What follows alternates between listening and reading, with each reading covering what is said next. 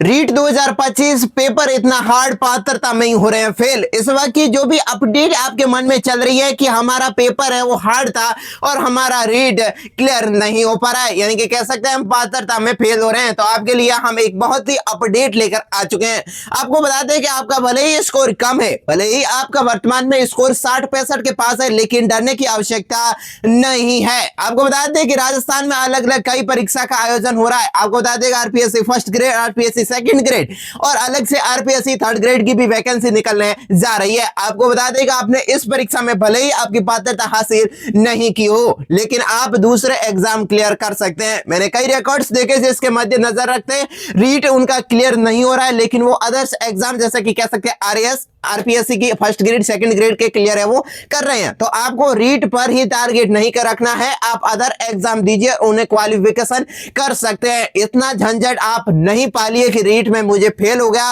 रीट में मेरी पात्रता नहीं मिल रही है तो अब मैं क्या करूं। आपको कंसिस्टेंसी के माध्यम से अपने रीट लेवल के छोड़कर आप फर्स्ट ग्रेड और सेकंड ग्रेड की तैयारी में जुट जाइए। साथ ही अभी वर्तमान में चतुर्थ श्रेणी की भर्ती निकली है और उसमें भी आप आवेदन कर सकते हैं। राजस्थान में पटवारी के भी आवेदन शुरू हो चुके हैं, जिसके रिगार्डिंग आप है वो फॉर्म भर के एक सरकारी नौकरी ले सकते हैं। हमारा टारगेट एक ही है कि राजस्थान में सरकारी नौकरी हासिल करना, भले वो शिक्षक की हो या फिर पुलिस की हो या पटवारी की हो, हमें टारगेट है वो अपनी सरकारी नौकरी का। तो आप रीट पात्रता को वर्तमान में स्टॉप करके आप अदर्स कंपटीशन एग्जाम में शामिल हो सकते हैं। अगर आप इच्छुक हैं तो एसएससी की भी एग्जाम दे सकते हैं। स्टाफ सिलेक्शन कमीशन द्वारा भी परीक्षाओं का बहुत सारा आयोजन किया जाता है, जैसे कि SSC CGL, SSC MTS, other बहुत ही एग्जाम होते हैं जिसमें आप शामिल होकर एक सरकारी नौकरी ले सकते हैं। पल पल की अपडेट के लिए हमारे साथ बने रहे। हम हर एक वैकेंसी की डिटेल्स में जानकारी आपको इस चैनल पर प्रोवाइड कराते रहते हैं, तो आप रीट का झंझट वर्तमान में छोड़ सकते हैं। और अगर आपका स्कोर 75 के आसपास है तो आप एक सेफ जोन में है, तो आप वर्तमान में अगर 75 प्लस है तो आप रीट मत छोड़िए, मेरा मानते हैं तो।